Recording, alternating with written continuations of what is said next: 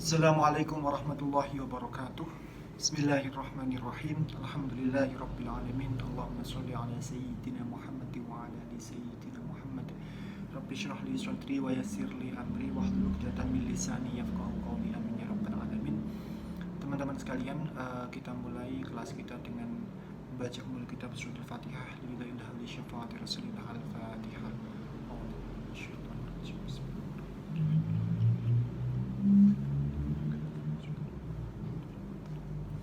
Baik, kita kembali lagi ke kelas pengantar bisnis, yang mana pada pertemuan kali ini kita mau membicarakan mengenai bentuk kepemilikan bisnis gitu. Nah, intinya kalau bisnis itu ada macam-macam bentuknya, ada banyak sekali yang teman-teman bisa pilih, tergantung kondisi, tergantung situasi, ataupun ya besok mau bikinnya seperti apa gitu ya. Harapannya pada pertemuan kali ini teman-teman bisa memilih bentuk kepemilikan bisnis yang seperti saya sampaikan tadi, dan metode memiliki bisnis yang telah ada, serta bagaimana mengukur kinerjanya. Yang pertama, bentuk kepemilikan bisnis paling tidak ada 3 ini. Yang pertama adalah perusahaan perseorangan, yang kedua adalah perusahaan kemitraan, yang ketiga berbentuk PT atau perseroan terbatas atau corporate ya, korporasi. Kita awali dengan yang paling simpel dulu. Bisnis yang dimiliki seorang pemilik atau perusahaan perseorangan, karakteristiknya adalah yang pertama, menerima tanggung jawab kinerja perusahaan secara penuh. Jadi tanggung jawabnya ya di kita semua gitu ya. Kalau ada apa-apa sama perusahaan, semisal kita rugi gitu, kita modal 10 juta, kemudian mendapatkan kerugian 5 juta semisal, maka kerugian itu yang menanggung adalah kita sendiri. Yang kedua adalah bekerja dengan waktu yang sangat fleksibel. Artinya karena ini perusahaan milik kita sendiri, tentunya kita sak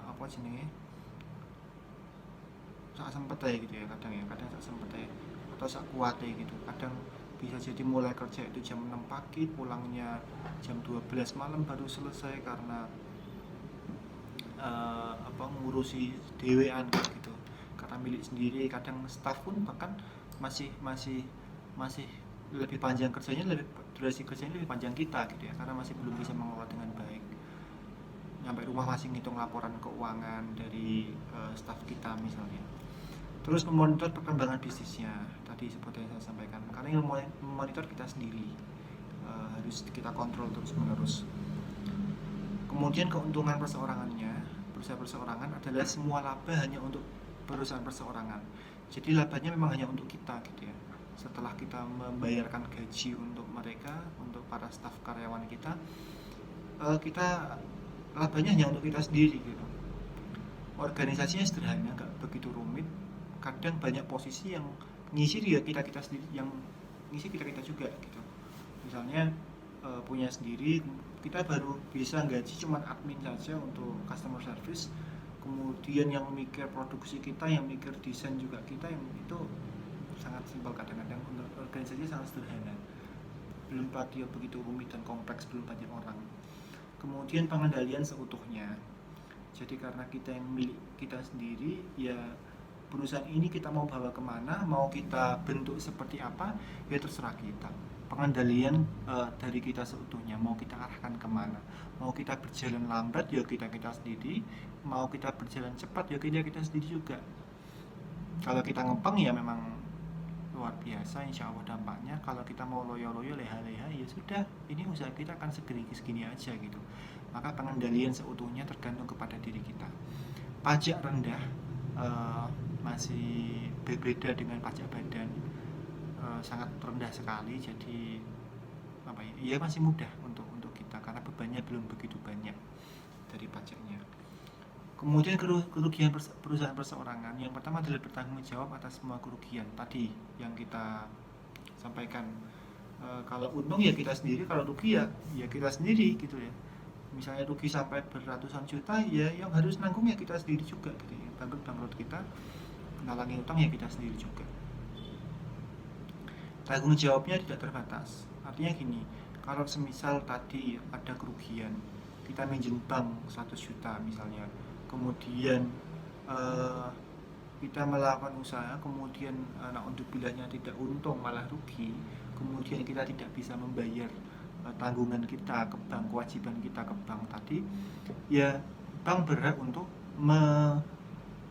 mencari semua aset kita. Rumah kita bisa disita, kendaraan kita misalnya punya mobil bisa disita untuk membayar hutang tadi.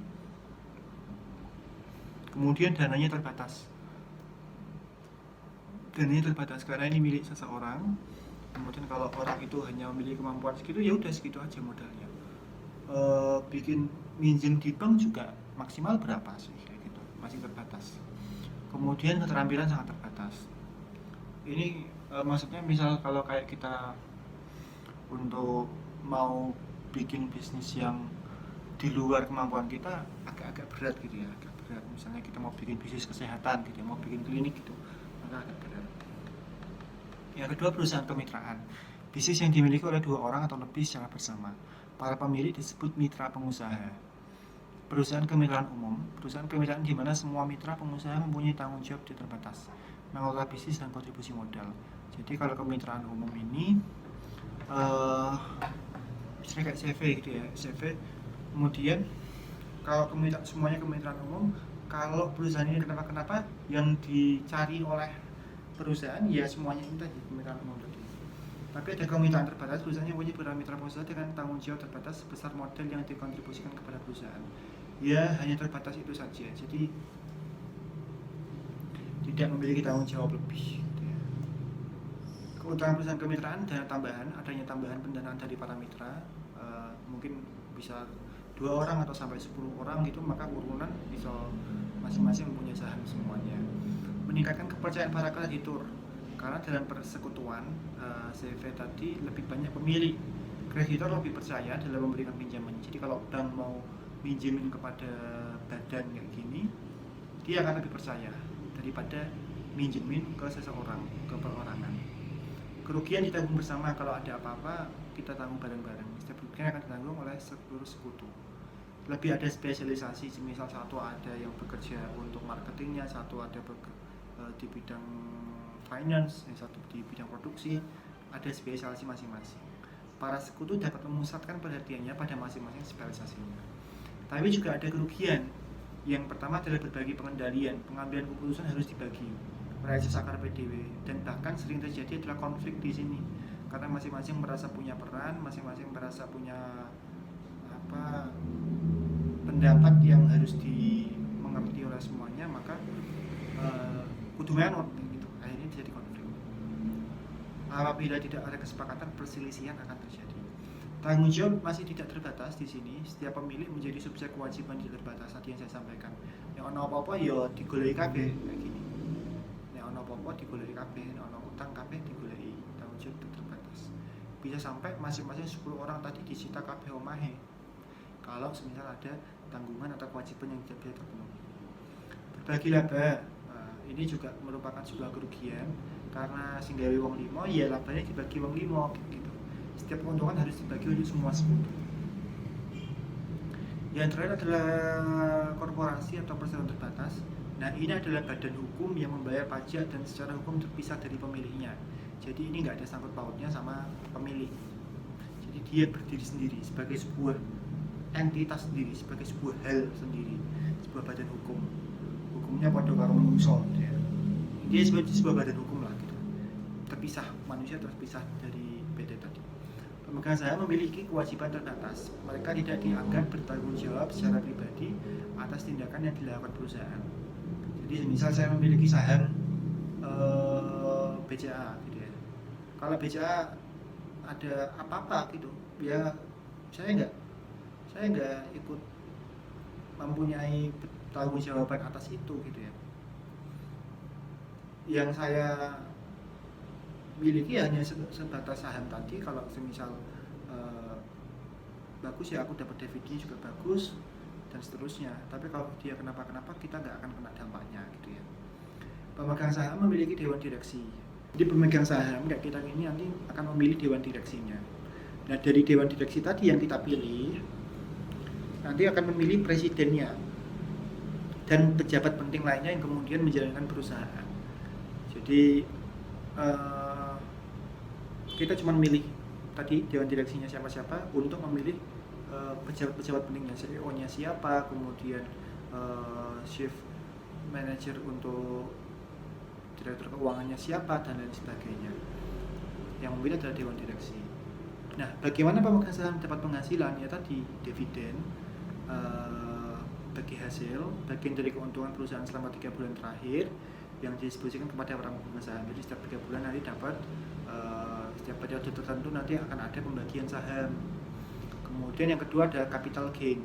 Capital gain ini adalah apabila harga saham nanti naik, kita mau menjual, ya nanti akan kita dapat keuntungannya. Semisal dulu belinya 30.000 per lot, sekarang 31.000, ya maka kita jual, kita akan dapat untung per lotnya sekian sahamnya.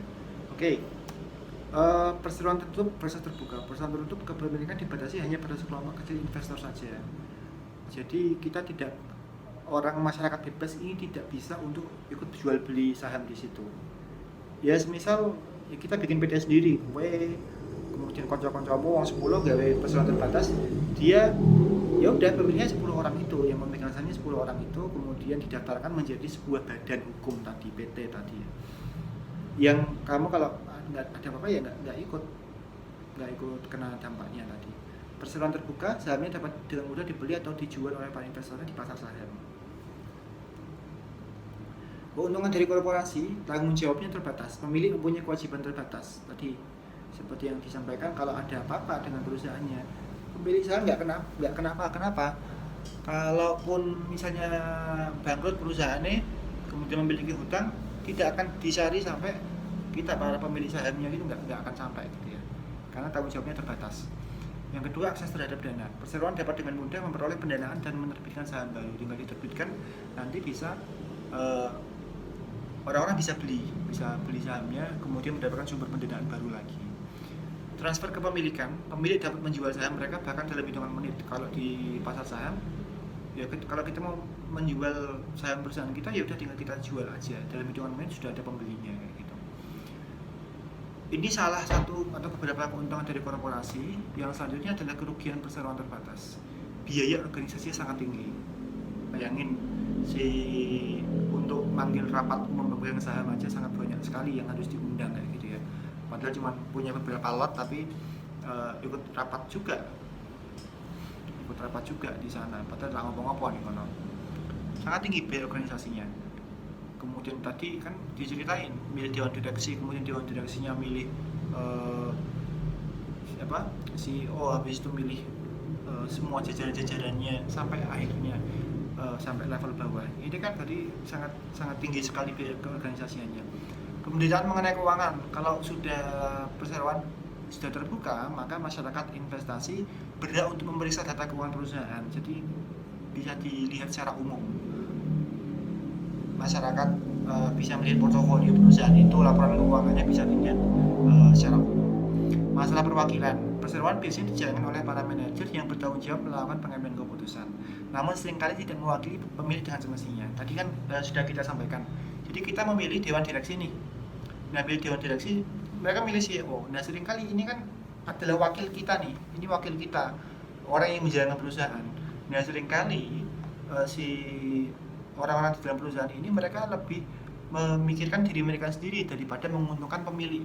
Harusnya kan mereka adalah menguntungkan pemilik gitu ya, sebagai orang yang memiliki perusahaan. Tapi si CEO, dalam arti CEO ini adalah karyawan kita gitu ya. CEO adalah karyawan kita. Dan jajaran perusahaannya ini memikirkan keuntungan mereka sendiri gitu. Mereka memilih untuk meninggikan gaji mereka, kemudian melakukan sebuah manuver pemalsuan dan lain sebagainya. Nah sehingga itu dividen kita semakin sedikit, tapi mereka mendapatkan gaji dan insentif-insentif lainnya di sana.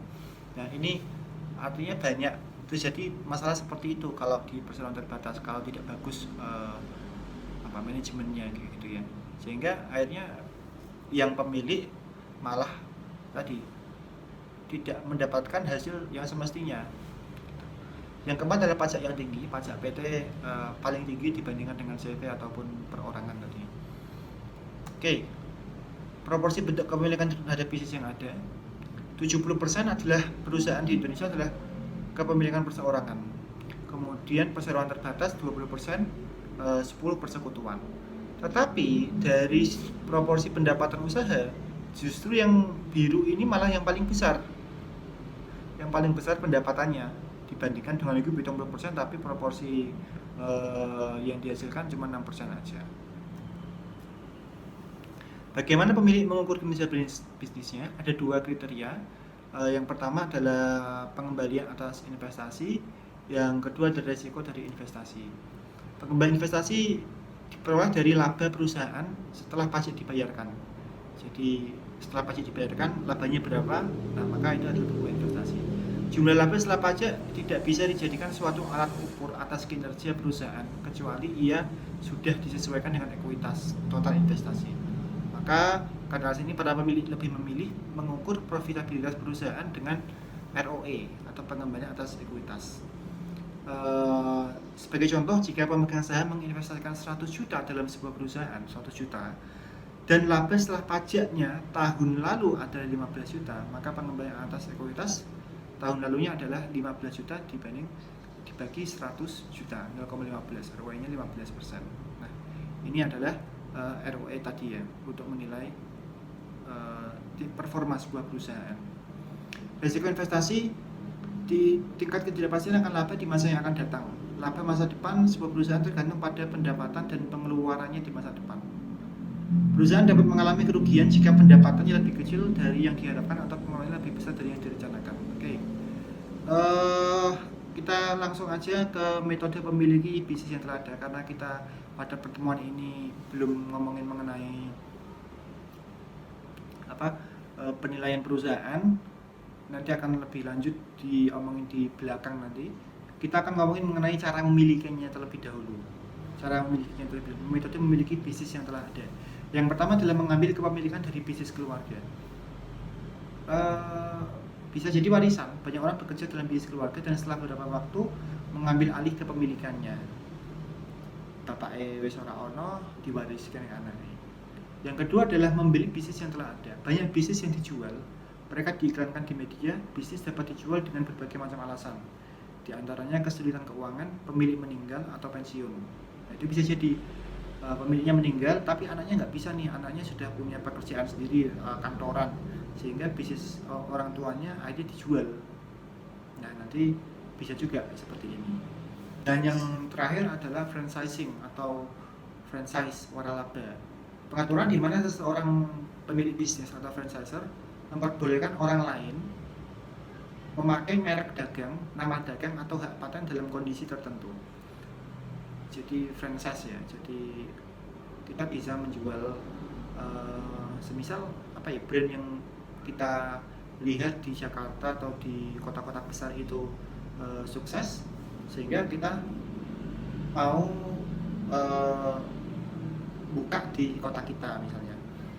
Ada waralabanya macam-macam. Yang pertama ada distributor. Waralaba di mana perusahaan pengecer diperkenankan menjual produk hasil perusahaan manufaktur. Jadi motor itu kan dia mendistribusikan punyanya Honda gitu ya di Indonesia. Jadi hanya mendistribusikan saja. Itu namanya distributor. Jadi misalnya teman-teman di daerahnya ada perusahaan manufaktur, pabrikan baju atau pabrikan apa gitu, teman-teman mau mendistribusikan, nanti silakan. Itu jenisnya adalah distributor. Yang kedua adalah bisnis gaya rantai. Bisnis waralaba di mana perusahaan boleh menggunakan nama dagang dan mengikuti petunjuk harga dan penjualan produk. Nah, ini yang banyak, salah satunya adalah McDonald's sama Pizza Hut gitu ya.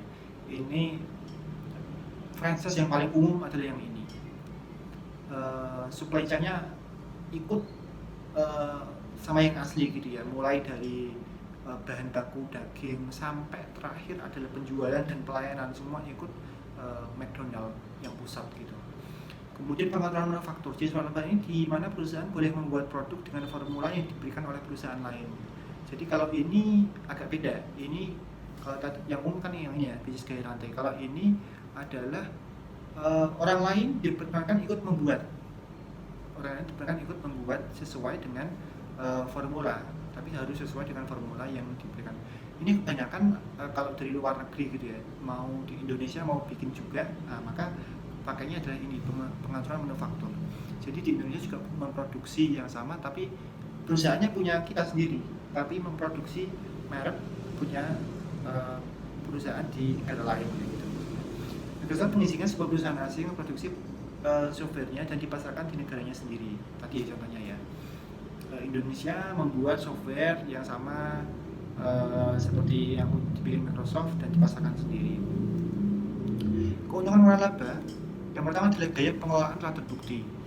Jadi sudah terbukti, misalnya tadi yang saya sampaikan, di kota-kota besar sudah wah sukses nih, nah kita mau bikin di sini. Nah artinya dari ujung sampai ujung ini udah bagus semua nih, kita kira konsumen juga bagus gitu. Kemudian namanya udah dikenal, namanya misalnya teman-teman mau bikin kopi kopi kenangan gitu di Jepara atau di Kudus kayak gitu, itu kan namanya udah terkenal di seantero Indonesia gitu. Teman-teman sudah tinggal memasarkan di kota Anda sudah sangat mudah, lebih mudah gitu ya. Dukungan dana, yang kerugiannya adalah berbagai keuntungan. Seringkali modelnya adalah berbagai keuntungan. Jadi apalagi kalau sistemnya adalah autopilot nanti teman-teman keuntungannya misalnya harus 50% gitu. Kemarin saya nyoba menanyakan model bisnis sapi-sapi kayak gitu, sapi-sapian kayak gitu. Itu juga dibagi selama berapa tahun, keuntungannya akan dibagi 2 kayak gitu. Modelnya seperti itu. Kemudian ada pengendalian keuntungan, ada macam-macam, nanti ada supplier bahan harus dari sana. Masih kemudian nanti ada biaya apa? Ada biaya penggunaan merek, itu juga masih kita harus bayar. Tapi itu semuanya tergantung dengan yang franchisernya. Orang atau perusahaan yang mengfranchisekan itu dia mengizinkannya seperti apa. Nah teman-teman berarti tinggal untuk pertemuan kali ini nanti tugasnya mungkin itu aja ya, sempat aja tugasnya teman-teman. Saya minta untuk masing-masing cari franchisean gitu ya, cari franchisean lebih mudah mungkin. Teman-teman mau franchise apa silakan, coba kalian survei di bidang apapun, nggak cuma di bidang makanan aja deh, di bidang perskincarean duniawi atau laundry atau tempat tinggal, misalnya Raptor kayak gitu, model-model seperti itu, atau Airy Room kayak gitu juga silakan. Kalian coba tanyakan aja. Mau nanya Indomaret juga silakan. Indomaret, Alfamart, Pertamina lo boleh. Bikin Pertamina itu gimana, berapa, itu silakan. Jadi teman-teman kita minta untuk survei apapun itu yang menurut kalian potensial. Fashion boleh, Robani atau apa kayak gitu juga silakan. Model distributor silakan, atau model franchise boleh silakan. Jadi kalian paham ya, intinya menggunakan memasarkan merek lain gitu, model franchise atau model tadi ada berbagai macam jenis ya, distributor, ada model kaya rantai, semuanya ikut gitu. Mungkin ini ada contoh salah satu ya, ini dari survei juga kemarin, ada yang survei juga. Ini namanya kopi cuan. Kita nanya, kemudian nanti di sana nanya mungkin di lokasi mana nih yang sudah ada, yang belum ada, punyamu mau buka di mana? Oh di Semarang saya mau buka di mall ini kak, di mall ini masih belum ada misal. Ya udah coba aja nanya, itu masih, kalau mau buka di pusat perbelanjaan atau mall masih bisa. Oh kalau yang Parabon sudah ada yang memiliki, coba yang di DP Mall kayaknya belum ada, bisa nggak ini? Nah, oh ternyata masih bisa, Semarang bisa menampung dua tempat atau 3 tempat. Oke, masih bisa, maka nanti biasanya akan dikirimkan ini. Oke, ini proposalnya. Nah, nanti teman-teman bisa dibaca ini dan dipresentasikan. About us. Cuma ada sebuah slang yang artinya semoga kamu beruntung. Nah, ini sudah ada di beberapa tempat. Lokasi outletnya Jabodetabek ada beberapa. Nah, mau buka di mana ini kamu? Di Bali ada, Bandung ada, Surabaya ada, Bandung, Kopi Cuan Riau, Kopi Cuan Denpasar dan seterusnya. Ini ada menu-menunya. Nah, kita bisa mempelajari kira-kira dengan nilai kayak gini satu produknya, ini untuk dipasarkan di area misalnya Jepara apa Kudus, ini cocok apa enggak kopi sergo 20.000 kayak gini. Bisa dibuat pertimbangan. Wah, saya mau nyari franchise-an yang harganya sekitar 12 ribuan deh. Kalau harga segini kayak malah rak payu deh nimber aku. Mungkin seperti itu, jadi pertimbangan juga. Kemudian ini masih menu-menunya, kopi serius. Ini outlet desainnya. Jadi kalau teman-teman nanti ada beberapa pilihan, mau yang seperti ini atau mau yang seperti apa. Oke, ada dua ya, ada dua ini. Nah, ini menjadi artinya teman-teman akan nanya juga, kira-kira berapa lahan yang dibutuhkan ini, butuh 400 meter, 400 meter, 300 meter. Nah, berarti paling tidak 500 kali 500, belum area parkirnya kayak gitu kan. Nanti selebihnya ini masih selebihnya yang ada bantuan review, ada testimoni biasanya. Nah, yang paling penting biasanya ada di sisi ini, financial projection. Modal awalnya apa saja nih? Modal awalnya lisensi merek 50 juta. Untuk pakai nama Kopi Cuan itu 50 juta. Peralatan berjualan plus bahan baku awal itu 103. Kayaknya dapat sudah satu frame, satu toko tadi itu. Kalau investasinya ada 153 juta. Skenario penjualan ini ada realistis, ada optimistis. Biasanya ada yang ngasih 3, pesimis, realistis, optimis. Oke, kita pakai realistis, rata-rata penjualan 75, paling enggak rata-rata penjualan per harinya ada 75 gelas per harinya. Rata-rata nominalisasi ada 20.000. Kalau jumlah hari dalam sebulan 30 hari, maka total penjualannya adalah 45 juta dalam 1 bulan. Dalam 1 bulan. Itu kalau realistis saja. Kalau optimistis, misal kita punya tempat yang bagus nih, wah ini trafficnya bagus banget nih tempat ini, misalnya mall atau apa kayak gitu untuk buka kayak ginian. 125 bisa sehari misalnya. Tapi dengan harga 20.000 ini, nanti kamu bisa memutuskan 20.000 ini potensial nggak sih untuk area sini? Kayaknya 20.000 nggak nyampe di 125 gelas sehari kayak gitu. Mungkin kalau per gelasnya yang franchise harga 13 ribuan, sampai itu 125 gelas sehari. Nah, jumlah dalam sebulan 30.000, kalau optimis 75 juta nih dapatnya. Nah, HPP 35% dari harga jual. Ini kayaknya harus beli bahan baku juga nih setiap bulannya. 15.750.000. Kalau ini kan ada bahan baku awal ya. Nah, ini HPP-nya 35% dari harga jual. Tadi harga jualnya 20.000, berarti HPP-nya sekitar berapa itu? Hitung DW berarti sekitar 6 ribuan ya, 6.000 7 ribuan ya. Nah, ini 15.750.000 adalah HPP-nya. Kalau 25 gelas HPP-nya sekian. Nah, berarti profit kotornya adalah satu bulannya 29.250.000. Kalau optimis, profit kotornya 48 juta dalam 1 bulan. Oke.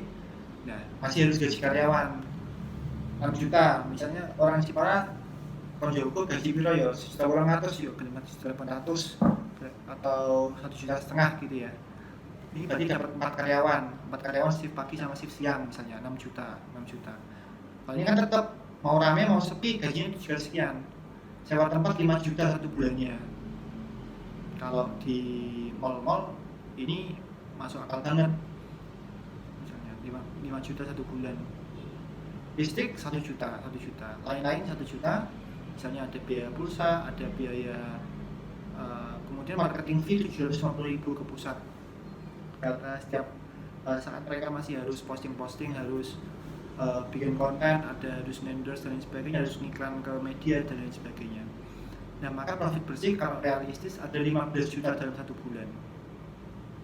Kalau optimis 35 juta dalam 1 bulan profitnya, sehingga akan balik modal.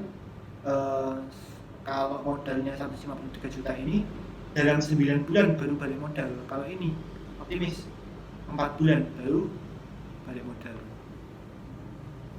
Sepertinya ini akan menjadi profit setiap harinya, setiap bulannya gitu ya, 35 juta setiap bulan. Nah, ini adalah proposal mereka. Nah, nanti teman-teman coba presentasikan. Intinya sebetulnya banyak banget nih. Boleh teman-teman nanti macam-macam, kalau bisa poinnya ada waktunya ya. Kita harus DP dulu nih, pencarian lokasi oleh mitra yang nyari lokasi kita, habis itu tanda tangan kontrak, habis itu bayar DP, kemudian setup tempatnya tadi, di setup 1-2 bulan, habis itu pelunasan, kita latih karyawannya, langsung grand opening, ya selesai. Kemudian nanti berjalan sebagaimana normal SOP-nya mereka berjalan. Ini kayaknya nggak ada kontrak deh, ada kontraknya nggak ya? Kadang ada yang ada kontrak untuk 5 tahun kayak gitu, habis itu perpanjang lagi, maka harus bayar lisensi merek lagi. Kalau ini kan lisensi merek kayaknya untuk selamanya, berarti dia bisa menggunakan 50 juta itu, 50 juta lisensi merek, subhanallah. Nah, maka ini menjadi salah satu metode teman-teman memiliki bisnis, bisa menggunakan franchise seperti ini. Silakan nanti teman-teman coba kerjakan tugasnya. Dia tidak sama, tugasnya tidak sama, teman-teman nanti komentar di grup, di list ya, di list kamu mau mengerjakan apa, di komentar, kalau nggak gitu di LMS, nanti coba dia di LMS, kalau ada komentarnya ya udah di komentar di LMS, kalau nggak ada nanti di grup aja. Untuk pertemuan kali ini kurang lebih itu aja ya. Kita jumpa lagi di pertemuan berikutnya. Terima kasih teman-teman. Assalamualaikum warahmatullahi wabarakatuh.